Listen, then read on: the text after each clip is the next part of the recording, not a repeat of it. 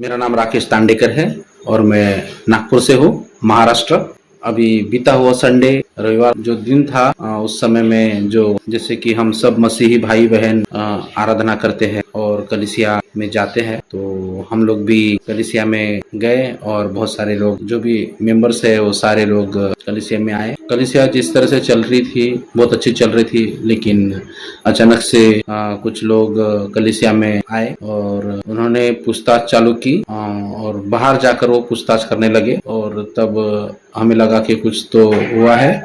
और फिर मैंने वहां पर पूछताछ की तो पता चला कि वो पुलिस वाले थे जो कि चर्चेस में जाकर मतलब हमारे खिलाफ में किसी ने कुछ उनको कंप्लेंट किया था और उन्होंने अपनी कार्रवाई की और कार्रवाई करने के लिए वो चर्च में आए और उन्होंने हमसे पूछताछ की और प्रार्थना रोकने के हिसाब से ही उन्होंने बातें की। हालांकि उन्होंने रोका नहीं और उन्होंने कहा कि क्या आपके पास इसका परमिशन है जो आप कर रहे हो, तो हमने कहा कि नहीं, हमारे पास नहीं है। उन्होंने फिर हमें बताया कि आपके एरिया के कुछ लोगों ने आपके खिलाफ कंप्लेंट की है और उस कंप्लेंट के तौर पे हम लोग यहाँ पर आए हैं और उस जो कुछ भी लोगों ने कंप्लेंट किया था वो सारे लोग कुछ लोगों को हम लोग ऊपर से देख रहे थे। हमारा चर्च जो है, हमारी कलीसिया जो है वो घर के ऊपर में छत पर हम लोग ने शेड तैयार किया हुआ है और वहाँ पर हमारा चर्च होता है। और वहाँ पर फिर वहाँ से फिर हम लोग ने देखे तो बहुत सारे लोग नीचे थे, जिसमें से फिर हमें बाद में पता चला कि दल इस कंप्लेंट में मिला हुआ है और जो कुछ भी दल वालों ने लोगों को उकसाया, पुलिस को उकसाया और वो अपनी कार्रवाई के लिए कलीसिया पर अचानक से उन्होंने अपनी कार्रवाई चालू कर दी और फिर उन्होंने कलीसिया में आवाज कम करने को कहा, जो कि साउंड था और आराधना चल रही थी और हमने कहा कि आराधना चलने दो, कुछ समय हमारा बाकी है। तो उन्होंने मना किया और बोले आवाज कम करो और फिर हम लोग ने आवाज कम किए और फिर मैंने अपने लोगों को, जो कलीसिया में जो लोग हैं, उनको सूचना दी कि यहाँ पर पुलिस वाले आए हैं और उनको कुछ आपत्ति है यहाँ पर जो प्रेयर हो रही है उसके विषय में। और फिर हमने प्रेयर किए, लास्ट प्रेयर किए और फिर उस प्रेयर को हमने स्टॉप किया। और तब उन्होंने कहा कि आपके पास कुछ पेपर्स नहीं है, लीगल पेपर्स नहीं है कि आप यहाँ पर ये कलीसिया, ये चर्च ले सकते हो, तो आपको थाने आना पड़ेगा। और फिर उनके थ्रू उनको पता चला कि दल वाले भी यहाँ पर मौजूद है और उन्होंने उनको रोका है। वो लोग भी बिल्कुल हमको देख ही रहे थे और पुलिस वाले हमसे पूछताछ कर रहे थे। फिर वो कलीसिया के अंदर आए और कलीसिया पे आने के बाद में उन्हें लोगों से पूछताछ की, उनका नाम लिया, मतलब उनका नाम पूछा गया और उन्होंने धर्मांतरण की बात की कि आपके साथ धर्मांतरण हुआ है। तो उन्होंने, पूरे लोगों ने इस बात को खारिज किया कि ऐसा कुछ नहीं है, यहाँ पर हम लोग सब अपने मर्जी से आते हैं और अपनी मर्जी से ही प्रार्थना करने आते हैं, कोई हम पर दबाव नहीं डालता है, कोई किसी प्रकार का लालच नहीं देता है। तो इस तरह से उन्होंने धर्मांतरण का मुद्दा तो उन्होंने हटा दिया और लेकिन उन्होंने परमिशन का जो मुद्दा है उसको ज़्यादा बढ़ावा दिया। उन्होंने कहा कि यहाँ पर आपको परमिशन नहीं है तो आप यहाँ पर ये सब चीज़ें नहीं कर सकते और उन्होंने कहा कि हमें थाने में जाना पड़ेगा उनके साथ। वहाँ पर उन्होंने हमें कुछ बातें समझाई, जो कि उन्होंने कहा कि आप बाहर के कुछ लोगों को बुलाकर आप प्रार्थना नहीं कर सकते, अगर आपको करना है तो आप सिर्फ अपने परिवार वाले करो, लेकिन बाहर का कोई व्यक्ति वहाँ पर नहीं आना चाहिए। अगर आया तो उन्होंने कुछ गलत बातों का प्रयोग किया और धमकाने की कोशिश की और उन्होंने हमसे कहा कि अगर तुम किसी को, उन्होंने कहा प्रलोभन, जैसे हम किसी को प्रभु के बारे में बताते हैं, है ना, तो उन्होंने उस चीज को प्रलोभन का नाम दिया कि ये प्रलोभन देकर आप लोगों को अपनी तरफ खींचते हो, तो अगर ऐसा भी कुछ कभी हमारे नज़र में पाया गया तो हम एक्शन लेंगे। और उन्होंने कुछ गलत बातों का इस्तेमाल किया। तो ये सारी चीज़ें वहाँ पर पुलिस थाने में हुई और फिर उन्होंने हमें एक नोटिस दिया। अपनी प्रार्थना करते हैं प्रभु से और लोगों के लिए प्रार्थना करते, दुआएं करते हैं, बीमार लोगों के लिए प्रार्थना करते हैं, हम अपनी सरकार के लिए प्रार्थना करते हैं, जो अधिकारी हैं उनके लिए प्रार्थना करते हैं। तो क्या प्रार्थना करना क्या गुनाह है? हमको किसी बात की आज़ादी है या नहीं है? तो कृपया करके जितने भी मसीह भाई बहन हैं, ये आज हमारे साथ हुआ, कल आप लोगों के साथ भी हो सकता है। हम सबको एक होकर इस मुद्दे को उठाना चाहिए और आज जरूरत है नागपुर शहर और आसपास के जितने भी पासवान लोग हैं, लीडर्स लोग हैं, सब लोगों को एकजुट होने की, ताकि इस तरह की घटना जो आज हमारे साथ में हुई है वो और भी लोगों के साथ हो सकती है और दूसरे चर्चेस में भी वो लोग जाकर ऐसा काम कर सकते हैं। तो आज जरूरत है हम सब लोग एक हो जाए और इन लोगों का सामना करें और इनके लिए आवाज उठाए, क्योंकि ये वो दिन नहीं है जब कलीसिया को मारा पीटा जाता था और कलीसिया शांत रहती थी, लेकिन आज हम एक लॉ के अधीन है, एक ऐसा लॉ जिसमें हम सबको आज़ादी है अपना विश्वास लोगों पर जाहिर करने की, लोगों में प्रचार करने की हमें आज़ादी है और हम अपना विश्वास लोगों में प्रचार कर सकते हैं। अगर इन सब बातों से अगर कोई हमें रोकता है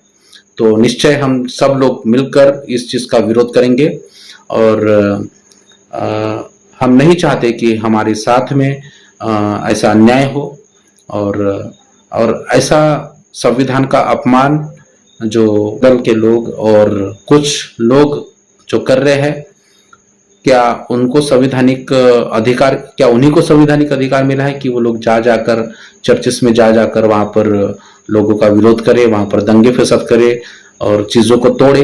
क्योंकि बहुत जगह ऐसा हो रहा है। हाँ, हमारे चर्च में ऐसा नहीं हुआ, हमारे कलीसिया में ऐसा नहीं हुआ, लेकिन बहुत जगह ऐसा हो रहा है कि चर्चों को तोड़ा जा रहा है और कुछ गलत इल्जाम लगाकर लोगों को अंदर कर रहे हैं और लोगों पर अत्याचार हो रहा है और मसीह समुदाय इन सब बातों का विरोध करता है कि हमको भी आज़ादी है जीने की, हम भी इस भारत देश के नागरिक हैं। और जो धर्म का जो मुद्दा ये लोग उठाते हैं, हमने ना तो कोई धर्म लिया है और ना तो हमने कोई धर्म बदला है और ना हम किसी को धर्म के बारे में बोलते हैं। आज मसीह कलीसियां पूरी तरह सताई जा रही हैं। सुसमाचार को रोकने के लिए मसीह कलीसियां को पूरी तरह भयभीत कर रहे हैं, दहशत फैला रहे हैं, कलीसियां को सता रहे हैं, पास्टरों को सता रहे हैं, पास्टरों पर झूठा आरोप लगाकर, जबरदस्ती धर्मांतरण का आरोप लगाकर उन्हें जेल भेजा जा रहा है, चर्च तोड़े जा रहे हैं। दोस्तों, सबसे बड़ी बात तो यह है कि मसीह कलीसिया में होने वाली हमारे माताएं और बहनों की तो बड़ा ही बुरा हाल है। मसीह नौजवान लड़कियों का बलात्कार किया जा रहा है, उनको निवस्त्र करके गांव-गांव, शहर-शहर, गली-गली घुमाकर सामूहिक बलात्कार करके उनको खत्म किया जा रहा है, उनको कत्ल किया जा रहा है। इतने भयंकर रीति से कलीसिया सताई जा रही है। इसका कारण क्या है? दोस्तों ध्यान दीजिए, इसका कारण शैतान है, वो लूसीफर है। वो नहीं चाहता कि परमेश्वर के राज्य का सुसमाचार सारी दुनिया में फैले। उसको पता है, प्रभु यीशु मसीह ने कहा था, इस जग का अंत तब होगा जब पृथ्वी की छोर तक पूरी दुनिया में सुसमाचार फैल जाए, तो उस दुनिया का अंत होगा। इस दुनिया का अंत यानी शैतान का अंत। और शैतान इस काम को कभी पूरा नहीं होने देगा कि सुसमाचार पूरी दुनिया में फैले। इसलिए सुसमाचार को रोकने के लिए वो अपनी सारी षड्यंत्र जो रची हैं उसमें सफल हो रहा है। हाँ मेरे प्रियो, सुसमाचार को रोकने के लिए जो काले कानून बनाए जा रहे हैं, संविधान के तहत जो अधिकार हमको मिला है सुसमाचार सुनाने का, उस अधिकार को छीनने के लिए शैतान पूरी तैयारी कर बैठा है। और हम हैं हाथ पे हाथ धरे हुए बैठे हैं, अपनी अपनी सेवा कर रहे हैं, अपनी सेवा कर रहे हैं और सोच रहे हैं कि हम परमेश्वर की सेवा कर रहे हैं। अभी जो हमको काम करना है, सुसमाचार रोकने वाले हैं काले कानून का विरोध करना है, सुसमाचार रोकने के लिए जो हम पर आक्रमण अत्याचार हो रहा है उसके लिए हमें न्याय मांगना है। और उसके लिए हमें करना क्या है? एकता में आना है। हमको एकता में आना है। कलीसिया में आज जो जरूरी काम है वो है एकता। हर कोई प्रचारक, उस प्रचारक का जो अंश होना चाहिए, जो विषय होना चाहिए, वो है एकता, ना कि अन्य भाषा, ना कि सिद्धांतों को लेकर एक दूसरे पे डिबेट करे, आक्रमण करे, तू मैं करे, ये नहीं। दोस्तों, मैं आपको बताना चाहता हूं, ध्यान दीजिए, सुसमाचार को रोकने के लिए भारत देश में जाति जाति के लोग एक हो गए हैं। भारत देश में वर्ण व्यवस्था है। मनुष्य को अनेक अनेक जातियों में बांट दिए हैं, और ये अनेक अनेक जातियों में बटे सारे लोग एक हो गए हैं केवल सुसमाचार को रोकने के लिए। हाँ मेरे दोस्तों, आज ये सब लोग एक हो गए हैं, जबकि इनमें बहुत भेदभाव हैं। एक अछूत व्यक्ति का, एक अछूत परिवार की बेटी को क्या एक ब्राह्मण परिवार का व्यक्ति क्या उसे अपना बहू बनाएगा? नहीं। इतने भेदभाव रखने वाले एक दूसरे के बीच में जाति जाति के लोग ये सब एक हो गए हैं केवल सुसमाचार को रोकने के लिए। और हम हैं सिद्धांतों को लेकर डिनोमिनेशन में बंटकर और एक दूसरे के विरोध में बातें करने के लिए बैठे हैं, और यही सही सेवा समझ रहे हैं। ये कितनी बड़ी बुद्धिहीनता है। ये शैतान की षड्यंत्र है मेरे दोस्तों। हम सबको एकता में आना है। हमारे डिनोमिनेशन अलग है, हमारे सिद्धांत अलग है, ये सब हमारे परिवार की समस्या है। हम परिवार में बैठकर, हम सब एक होकर एक परिवार में बैठकर आपस में बातचीत करें कि क्या करना चाहिए, क्या नहीं करना चाहिए, क्या सही है और क्या गलत है। और कलीसिया को सही सिखाने के लिए हमें व्यक्तिगत रीति से हम सबको एक जगह आकर इन सारे सिद्धांतों के विषय में डिस्कशन या विचार विमर्श करना चाहिए, ना कि सोशल मीडिया पर। हाँ मेरे दोस्तों, हमें आज जो करना है, सुसमाचार को रोकने वाले अंधकार की शक्तियों को, उन सारे काले कानूनों का विरोध करना है, न्याय मांगना है। उसके लिए हम सबों को एकता में आना है। दोस्तों, फिर एक बार मैं आप लोगों से कहना चाहता हूं, हमारी एकता परमेश्वर की सामर्थ्य है।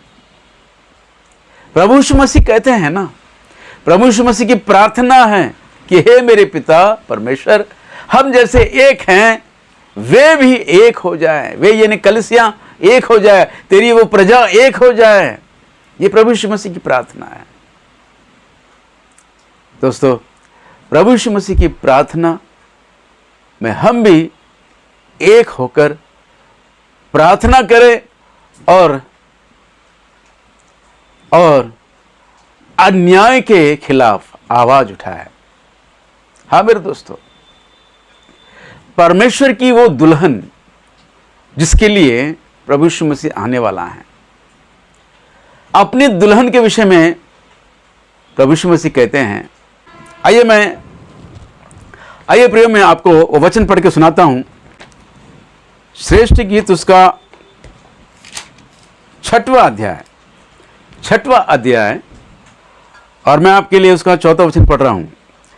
हे मेरी प्रिय, तू तिरसा के समान सुंदरी है, तू यरूशलेम के समान रूपवान है। और लिखा है, और पताका फहराती हुई सेना के तुल्य भयंकर है। हे मेरी प्रिय, तू तिरसा के समान सुंदरी है। बड़े बड़े शहरों से, बड़े बड़े नगरों से अपनी दुल्हन की सुंदरता की तुलना करते हुए ये तू यरूशलेम के समान रूपवान है, और अंत में कहते हैं नीचे वचन में, नीचे की लाइन में लिखते हैं, पताका फहराती हुई सेना के तुल्य भयंकर है। पताका फहराती हुई सेना के तुल्य भयंकर है, यानी कि उसकी दुल्हन एक सेना है जो पताका फहराती हुई दुनिया के सामने भयंकर दिख पड़े। लेकिन आज कलीसियां वो खुद भयभीत है, लोगों को डराने की बात तो दूर है, वो खुद भयभीत है। क्यों? इसका कारण क्या है? कलीसिया में एकता नहीं है। कलीसिया में एकता होनी चाहिए।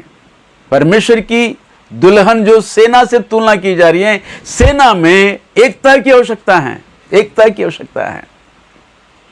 और पताका फहराती हुई सेना के तुल्य कलीसिया को दिखना चाहिए था, लेकिन आज डर डर के जी रही है, डर डर के जी रही है।